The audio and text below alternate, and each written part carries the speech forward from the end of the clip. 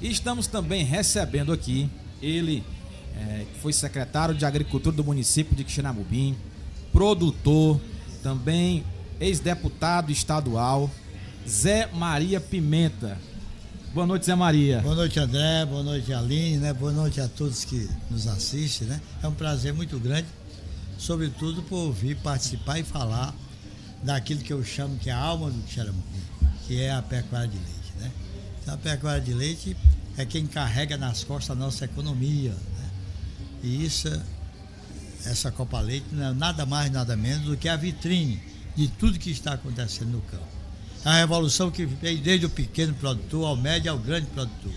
Então, eu acho que Quixeramobim está de parabéns, porque hoje é o maior produtor de leite do estado do Ceará, é uma referência para o Nordeste também, porque não é fácil se produzir leite numa terra que chove pouco, né?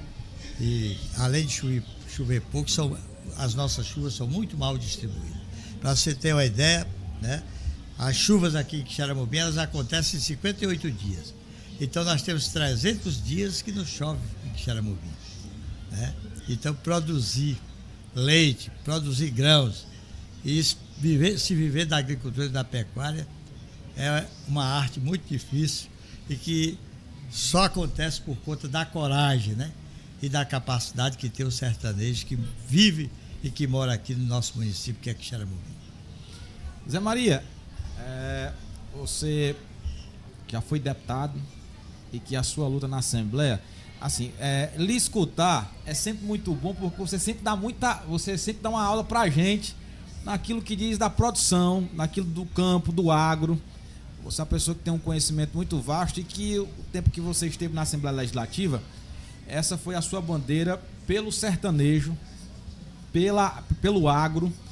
Eu queria que você falasse um pouquinho pra gente como é que você tem visto a evolução, principalmente aqui no nosso sertão central, desse processo do agro, né, das novas tecnologias e daquilo que está vindo para somar para o pequeno, para que ele consiga produzir mais com menos, né? Essa é uma realidade que a gente tem visto, que aplicando bem a tecnologia, a inovação, sabendo fazer gestão, você com menos consegue produzir mais.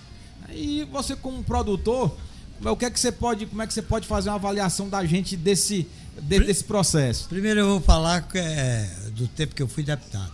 Então até eu chegar à Assembleia nunca tinha acontecido e nunca tinha tido um deputado para fazer e votar leis para beneficiar o produtor do estado do Ceará.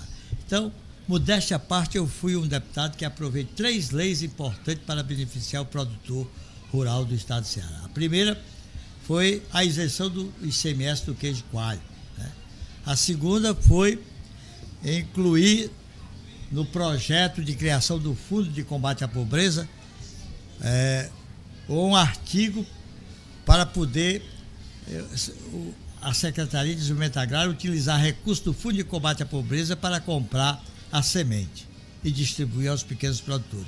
Antes era uma tragédia, porque não tinha orçamento, o governo não tinha condição, porque não tinha orçamento, para comprar uma quantidade de semente expressiva para distribuir em todo o estado do Ceará. Então, foi de minha autoria a emenda para poder se usar recursos do Fundo de Combate à Pobreza para a aquisição de semente. E a terceira, que foi a lei muito importante, foi a lei das custas cartorais. O que é isso, a lei das custas cartorais? Quando o produtor vai ao banco, né, que faz um financiamento, que é exigido, né, garantia hipotecária ou fiduciária, ao ir ao cartório, ele tem o direito de ter 50% de abatimento. Então, essas 3 leis foram apresentadas por mim, né, como deputado, e foram aprovadas. E antes, eu acho que até hoje, nunca teve um deputado daquela casa para apresentar um projeto para vir beneficiar o produtor rural do estado do Ceará. Então, aí a gente acaba que, né, assim, essas leis trouxe grandes benefícios aos nossos produtores, né? E assim, a importância de ter alguém dentro do parlamento que possa representar e que possa levantar essas pautas, Aline, das causas do homem do campo. E nos dias de hoje a gente precisa muito, que a gente ainda é uma falha muito grande ainda, os deputados levantar essas bandeiras. Eu acho que ainda nós temos que ter mais pessoas levantando a bandeira do homem do campo, do produtor rural, porque a gente precisa de mais leis que beneficiem desde o pequeno ao grande, para que a gente possa continuar a produzir, né, doutor? E outro projeto muito importante é o radar meteorológico, implantado aqui em Xeramobim, né? Isso foi uma luta nossa. Esse radar é muito importante, porque ele veio substituir o antigo Observatório Meteorológico, né? Pra você ter uma ideia, quem primeiro mediu chuva no Brasil foi Xeramobim. O nosso Observatório Meteorológico ele foi fundado em 1896. Então nós temos 128 que medimos chuvas. Pra você ter uma ideia, o estado de São Paulo, que é o estado mais rico, só veio medir chuva 4 anos depois, em 1900, com a criação do Instituto Agronômico de Campinas. Então, Xeramobim, essa série histórica de prestações pluviométricas que nós temos, é muito importante, porque todos os modelos de previsão de chuva, existe um item que é a estatística, né? Para poder você ter ideia do que vai acontecer baseado nas chuvas que aconteceram no passado. Então, nós temos 128 anos. Para você ter uma ideia, nesses 128 anos, nós temos condição. Qual foi a década mais seca? A de 1900 a 1909. Só choveu 4 mil milímetros aqui em Xeramobim. Qual foi a que choveu mais? A de 80. Choveu 10 mil milímetros na de 80. E a única década que não tivemos seca foi a década de 60. Foi a única década que até hoje nós tivemos seca. Eu até, um dia visitando a Raquel de Queiroz, né? Eu fui lá visitar a Raquel de Queiroz, e aí ela perguntou se eu já tinha lido o 15. Eu digo, li, mas você botou o título errado. Ela disse, por quê? Porque no 15, no ano de 15, você só tinha 4 anos, você não tinha ideia de avaliar o que era uma seca. E segundo, que o 15 veio no meio de 4 invernos muito chuvosos. 13 foi muito chuvoso, 14 foi muito chuvoso, 16 foi muito chuvoso, 17 foi muito chuvoso. Aí ela falou, olha, se você tivesse me dito isso antes, eu teria botado em vez do 15, o que é que você aconselharia? O 32, porque foi uma seca muito violenta e você já tinha 21 anos, sabia perfeitamente o que era uma seca, ao contrário do 15, que você só tinha 4 anos. Zé Maria, você como produtor, né, rural, o que é que você diz do avanço cada vez mais dessas tecnologias que estão vindo por aí, um melhoramento genético? Para você ter uma ideia, em 1910, até o Ciro falou isso, uma vaca boa de leite produzia 10 litros de leite, uma vaca excepcional. Na década de 60, eu tenho um primo que é da Emater, o Tarcísio, ele vendeu uma vaca, naquela época dizia assim, a vaca produz uma lata de querosene de leite. Uma lata de querosene de leite na espuma equivale mais ou menos a 14, 15 litros de leite, 15 quilos de leite. E aí, o doutor Toi, que estava começando uma grande vacaria aqui, comprou essa vaca na mão do meu primo, do Tarcísio, porque era uma vaca excepcional. Aí hoje a gente está vendo aqui vacas com 80 quilos, 84 quilos de leite. Isso, sabe o que é? O resultado do melhoramento genético. Quando eu fui secretário de Agricultura, há 20 anos atrás, o melhor touro do mundo para melhorar o rebanho leiteiro chamava-se Matrix. Eu comprei 2.000 doses de sêmen do Matrix, que era o melhor touro do mundo na época, para melhorar o nosso rebanho. E contratei uma PhD, uma veterinária, a doutora Magda Guilhermino, veterinária com PhD em reprodução animal, para vir trabalhar aqui em Xeramobim. Então, isso que está acontecendo é o resultado disso, que foi plantado lá atrás, né? Que foi plantado e que os nossos produtores estão seguindo. Agora, a evolução que nós temos que pregar hoje, aqui o ícone aqui, o homem que apresenta um projeto de produção de energia, que o sujeito fica autônomo, usando bombas tocadas a energia solar, que tem condição do produtor, do pequeno produtor, irrigar 4, 5 hectares. Então isso é uma revolução. Por quê? Porque o que nós temos que nos livrar é dessa energia cara. Essa energia cara que está tendo aqui, quem for irrigar quebra até o vizinho, porque é muito cara. Então a gente tem que fazer essa evolução, né? Fazer isso que está sendo exposto aqui, utilizar a energia solar, utilizar também irrigação que utilize pouca água, né? Da micro, do gotejamento, da microaspersão, e poder fazer esse salto tecnológico para poder baratear o custo de produção do leite da nossa região. Os nossos produtores reclamam muito da questão do preço do leite, né? É aquela coisa, aquela velha história. O preço do leite podia ser mais caro. Só que o que é que a gente pensa?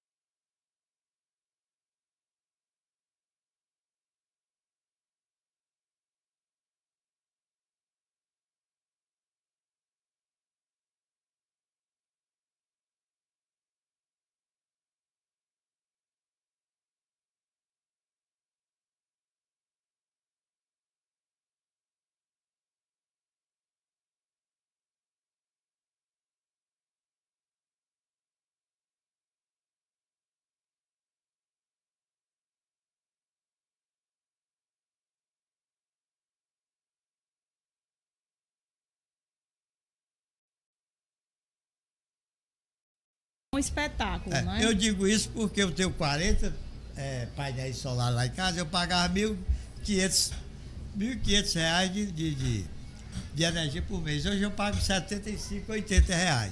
Mas melhor do que isso é o sistema dele, que não paga nada. Não paga nada. Aí, e você fica mandando, né? E não fica dependendo de Coel, se a energia cai, se não. Né? Então, esse equipamento dele é um espetáculo. Eu acho que daqui a um dia não vai ter nenhum produtor que não tenha um sistema desse. Agora, o governo, nós temos que fazer, sabe o quê? Açudes. Açude inteligente. O que é um açude inteligente? É o que enche ligeiro e seca devagar. Então, nós temos condição de... Eu mesmo tenho açudes ali na minha propriedade que não seca de jeito nenhum. E se você for lá, é uma grota, né? A gente tem que fazer açudes fundos, né? Pequenos açudes fundos, tapar as grotas, acumular água, porque o açude, viu? É o núcleo da comunidade. Quem tem uma terra e não tem um açude, não é uma fazenda. Uma fazenda só é uma fazenda se tiver um açude. Se não tiver um açude, é um terreno. O açude é o núcleo da comunidade, é o núcleo da fazenda. No Ceará, a gente tem que fazer o açude. E o governo, infelizmente, aqui em Xeramobim faz cisterna de enxurrada, cisterna calçadão. Eu não conheço nada que produzido por essa cisterna. Se queimasse o dinheiro que foi gasto fazendo essa cisterna, pelo menos fumaça fazia. E a gente não vê nada.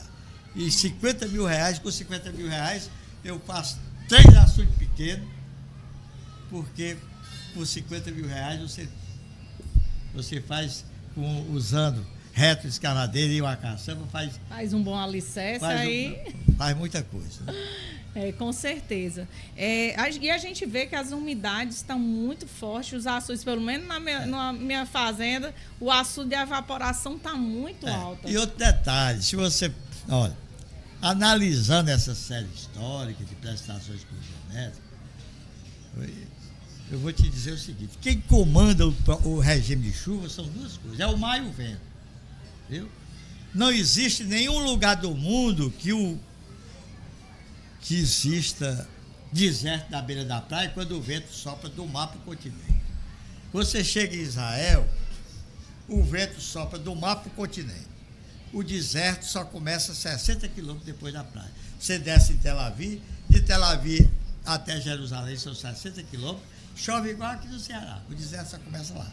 Aí você vai para os Emirados Árabes, aí o vento sopra do mar, empurrando do continente para o mar. Quer dizer, em vez da...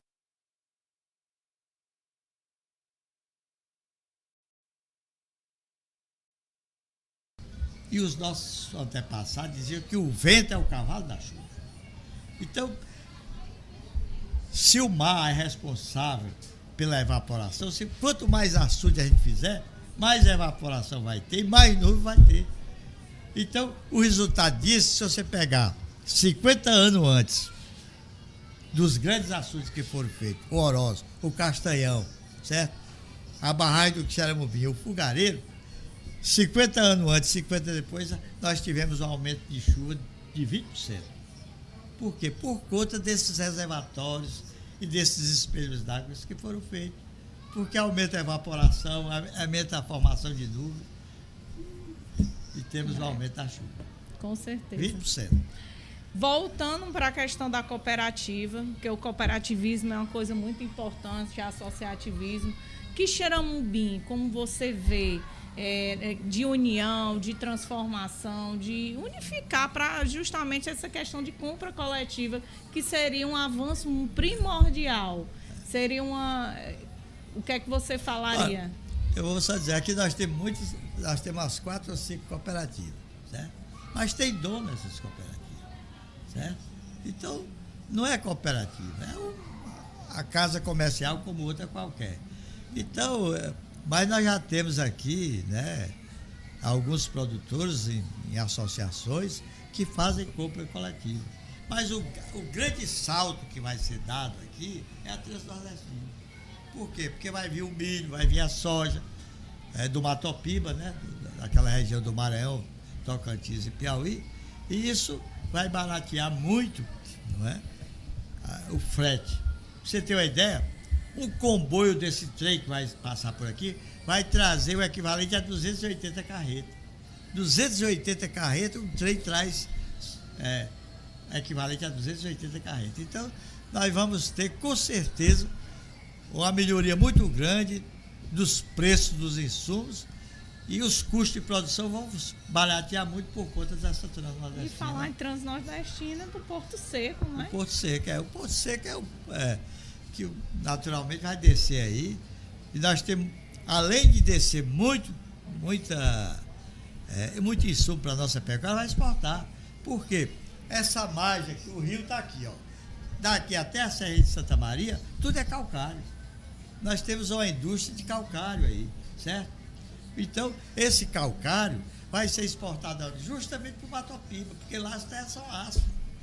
Naquela região, se não botar calcário, é diferente daqui, certo? Aqui a terra tem minhoca. Onde tem minhoca não tem acidez. Você vai para lá, não acha uma minhoca, nem cavando com o escavadeiro você não acha a minhoca. Por quê? Porque as terras são ácidas. Então as nossas terras aqui não são ácidas. Tem minhoca, certo? E onde tem minhoca não tem acidez. Né? E vamos exportar calcário. E tem outro detalhe, a Serra de Tataia, né, que é onde tem urânio, vai ter um ramal daqui para lá. O Brasil importa $1 bilhão em fosfato de cálcio. E o fosfato que vai ser explorado lá na Itataia, certo? Pode perfeitamente transformar o Brasil de importador de fosfato de cálcio em exportador. Porque lá tem muito fosfato de cálcio. Olha, Zé Maria, uma informação que saiu tá no Diário do Nordeste hoje, diz o seguinte, que o Porto Seco de...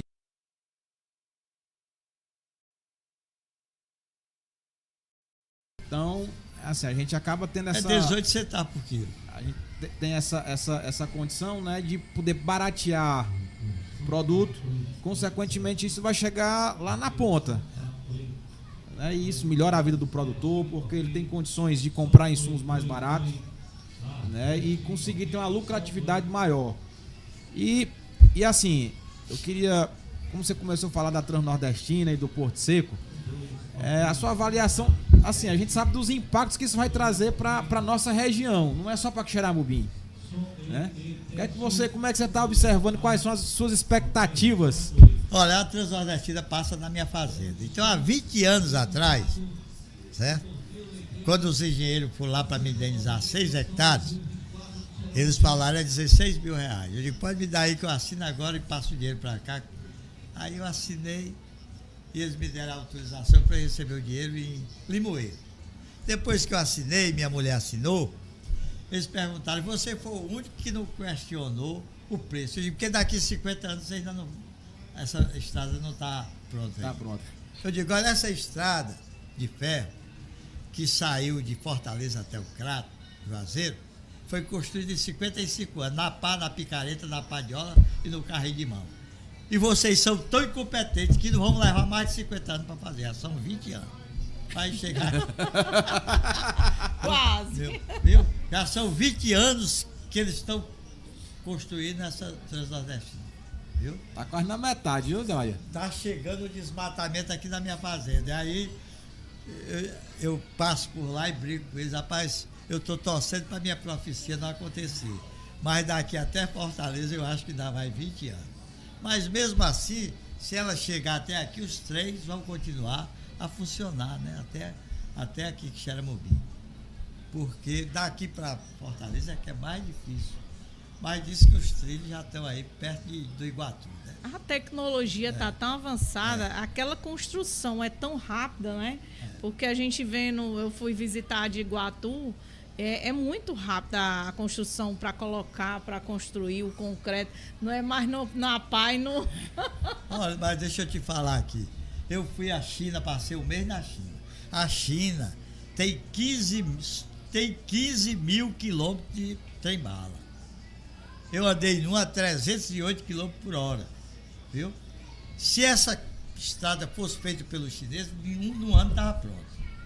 Porque eles têm 100 mil quilômetros de estrada de ferro. Maria, o pessoal lá fez um hospital em 10 dias, Zé Maria. Você tem uma ideia, Foi. viu? Você tem uma ideia, viu? Os chineses, né? Eu andando com os chineses que me acompanhou lá, aí eu perguntei a eles se eles queriam dominar o mundo. Senão o mundo é que quer que a gente domine. Quantas horas vocês trabalharam no Brasil? Eu digo, os que têm coragem trabalham 8 horas. Pois é, nós trabalhamos 15, 16 horas. Como é que vocês querem concorrer conosco, né? Então, pra você ter uma ideia, o Ceará tinha 2 mil quilômetros de estrada de ferro, hoje não tem nenhum. O crime que cometeram, como é que eles ativam a estrada de ferro? Esse é um crime, o cara que fez isso era para ir para cadeia. Uma estrada de ferro dessa, viu? Que poderia ter um trem universitário, está trazendo carga. Felizmente tem uma notícia aí que vão reabilitar, né? É um crime. Acabaram com aqui até Sobral, acabaram com tudo. Aí agora estão vendo o crime que cometeram, parece que querem reabilitar. Aí sai mais caro, né, Zé? E essa estrada, não sei se a Transnordestina, em vez de 2 trilhos, tem 3, né? Você sabia? Tem 3 trilhos? Pois é. Porque tem para bitola larga e para bitola estreita. Nós temos milhares de vagões de trem aí estocados da antiga ferrovia, né? Isso pode ser utilizado, porque tem a bitola larga, tem a bitola estreita, essa Transnordestina. Vai servir também para esses equipamentos antigos aí serem reutilizados para transportar carga. Pelo menos aqui dentro do Ceará. Realmente a tecnologia, é o avanço chegando, que já era para ter chegado há muito tempo, né? Viu? E aí na China, olha, você já pensou se tivesse um trem-bala aqui daqui para Fortaleza? Viu? Sabe quantos minutos a gente tirava? 40 minutos. 40 minutos. Aqui para Quixadá, né, Zé Maria de O Cá? trem-bala, onde o trem-bala, na velocidade dessa, não tem subida, não tem descida, nem tem curva. E nem passa dentro de cidade. Tem que ser reto, viu? Porque a velocidade não permite ter curva, senão você sai pela tangente. E você vai a 308 quilômetros, parece que está aqui, é mesmo que está aqui. E o Brasil não tem 1 quilômetro. Agora diz o governador de São Paulo que ele vai fazer um trem-bala, vão fazer ligando o Rio a São Paulo, né? E até Campinas. Mas o Brasil não tem nem 1 quilômetro. E assim, Zé Maria, eu acho que a gente tem muito que aprender dentro dessa sistemática com os chineses, né? Nesse processo de construção, nesse processo de poder gerar a inovação e a tecnologia. Né? E também, assim, Em todas as áreas. Eu vejo muito também, assim, como eu leio a Bíblia ali, então, assim, a história do povo judeu, ela é muito similar à nossa, né? E, assim, as tecnologias que a gente tem em Israel, de irrigação, de reaproveitamento da água, né? Eu acho que é de fundamental importância, que às vezes a gente desperdiça muita água, né? Podendo fazer usando a tecnologia para poder reaproveitar, né? Você tem uma ideia, o governo, esse malha d'água, isso é um absurdo, rapaz. A água sai de graça do Xeramobim, do senador, certo? Vai para o Banabuiú Eles vão agora trazer água do Manabuiú para cá. Por que não faz, não bota as comportas aqui, faz o desassoreamento, bota as comportas pro fogareiro, aí vai gastar 500 milhões. Sabe quanto é o desperdício de água? Vai 100 litros de graça e volta só 50 caro, desperdiçado 50%. Porque a água, o nosso Israel desperdiça 10% de água. Aqui nós desperdiçamos 50%. E olhe lá se não for mais. Então o governo vai gastar 500 milhões para trazer uma água que vai de graça para voltar para o Tiabi. Só gente burro é que aceita um negócio desse, rapaz. É complicado, Zé Maria. Complicado mesmo. É. Olha, pessoal, nós estamos aqui no bate-papo com Zé Maria Pimenta, produtor, e que tem aqui... Sempre o Zé Maria, quando conversa com a gente, dá uma aula, né? Das suas experiências. Mas aqui. Você falou da China, né? O Confúcio é o Jesus Cristo deles lá, né? É. E eu fiz questão de visitar a cidade de Confúcio, Rezê. Aí fui no trem-bala. Quando cheguei na entrada da cidade, tinha um arco com a frase de Confúcio em chinês. Aí eu pedi o cara para traduzir, ele disse as frases dele. Uma visita vale por 1000 relatórios, isso é a maior verdade do mundo. Você quer aprender, ande. Os nossos antepassados diziam, o homem ou é o estudado ou o rodado. Então, se você anda, você aprende. Aprende, mas aprende muito. E a China é o lugar da gente tomar aula, viu? E aprender muita aula. Mudando de assunto, só falando, Zé Maria, eu queria que você falasse um pouco da ideia de quando a gente vê homem do campo e meio ambiente, que é uma coisa que está muito em ênfase, a questão do reflorestamento. Às vezes, quando a gente fala em produtor quer fazer o pasto, né? Mas como seria essa ideia? Eu vou responder. A década mais seca do estado foi de 1900 a 1909. Não tinha nem uma seringueira sangrada no Amazonas ainda. O Amazonas não tinha uma árvore derrubada. E por que foi a década mais seca? Rapaz, o universo é grande demais. O universo é grande demais para poder a gente dizer que derrubar uma árvore é o responsável por tudo. Eu acho que não é, não. Viu? É claro que nós não podemos ser assassinos do meio ambiente e andar destruindo. Mas ninguém fala que a construção dos açudes melhorou as chuvas aqui no estado do Ceará. Por quê? Porque isso não interessa, não dá ibope. Dar ibope é dizer que tem uma seca que está acabando tudo. É a filosofia do desastre, né?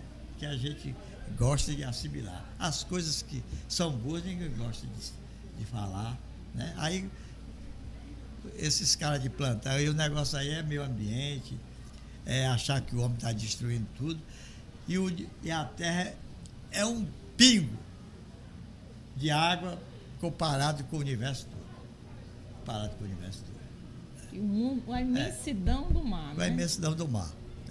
Na verdade, quando a gente vê, é um pingo, é como você diz, é um pingo de terra. É um pingo de terra, o universo é grande demais. E nós não sabemos o que o universo influi aqui na nossa terra. Ninguém sabe. Ninguém sabe. Né? Por que na lua nova as vacas parem mais do que na lua cheia? Ninguém sabe. Quando chega na lua nova, as vacas parem mais do que na lua cheia. Por que na lua cheia as vacas entram mais no cio do que na lua nova? Então, são coisas que ninguém é a natureza. Ninguém descobriu. Realmente é a natureza, né? A natureza, né? Não é verdade? Mas eu falava também na questão de, assim, os produtores às vezes estão sendo multados por semáforo. Eu digo nessa questão, o que faria para ajudar realmente, porque a gente precisa que os produtores se combinem, né? Conversem entre meio ambiente, entre a produção, porque precisa. Eu vou dar só um exemplo. A França agora quer castigar o Brasil por conta de dizer que a nossa produção não é uma produção que tem a produção de produtos agrícolas, né? Não é autossustentável. Eles lá não têm nem 2% do território conservado. Aqui o Brasil, certo? Só explora 15% na agropecuária o seu território. Lá eles exploram 98%. Então, eles querem jogar uma coisa que eles não podem falar, eles não têm como falar porque eles não são exemplo, né? A Europa, quem conhece a Europa sabe, as florestas são muito pequenas, né? Eles utilizam quase tudo lá, não, os rios, né? Aqui, eles não protegem as margens dos rios, os plantios vão até...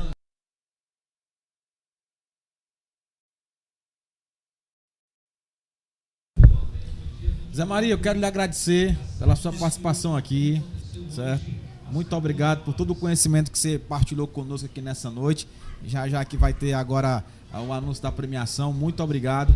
E com certeza você tem muito a nos ensinar. Eu que sou um iniciante, estou buscando conhecer sobre o agro e sobre essa experiência do sertanejo. Mas muito obrigado pela sua participação. Rapaz, é o seguinte, eu vou lhe dizer, eu era muito amigo do J. Macedo, né? O senador J. Macedo. Fiz essas viagens internacionais que eu fiz, algumas foi com ele que eu fiz, né? E ele me chamava de Matuto Sabido. Você é o Matuto Sabido. E eu dizia ele perguntava, o que a gente tem que fazer para ficar sabendo alguma coisa? Duas coisas. Ler, o livro é o Goethe, que foi o maior escritor alemão, diz: o livro é o veículo que traz o passado ao presente e leva o presente ao infinito dos tempos, né? Ler e andar e observar. Eu vou daqui para Madalena, como eu fui agora, eu vou olhando as coisas, porque a gente tem que olhar, porque todo mundo tem uma lição para dar, todo mundo. O cara, por mais tolo que seja, ele tem uma lição para dar. Ele sabe alguma coisa que você não sabe. Então a gente tem que ter essa humildade de procurar aprender com aquelas pessoas que a gente acha que não sabe nada. E só para encerrar, eu vou dar um exemplo. Eu morei 21 anos em Minas. E eu tinha uma caçamba lá, produzia farinha, e essa caçamba quebrou e o motorista foi dar uma porrada num ferro lá, com uma marreta, e uma flepa de ferro entrou no olho. Eu levei para o hospital, quando cheguei lá, o médico pelejou para tirar essa flepa de ferro e não conseguiu. E meu carro estava na oficina, eu fui na oficina e disse: irmão Netes, que era um pastor, que era o dono da oficina, libere meu carro que eu tenho que ir com o Braga para Teofotone, porque ele ficou acidentoso, entrou um pedaço de ferro no olho e eu tenho que levar. Estraga ele aqui, vá buscar. Eu fui no hospital e trouxe. Ele gritou para a mulher dele: traga esse imã grande que eu tenho aí, o imã. E um pano bem branco. Aí enrolou o imã do pano branco, passou reto, bem pertinho, quase triscando no olho, né? Aí eu só fui, puxou. Aí disse: agora leva lá no médico e manda ele passar o colo. Aí eu voltei e levei lá. Disse: rapaz, que milagre foi esse? Foi o irmão Netes. Aí, como? Diz com imã. Aí mandou aqui que se eu passasse a medicação para poder ele ficar bom. Pois Muito obrigado a você. Obrigada, é um imenso prazer ter conhecido.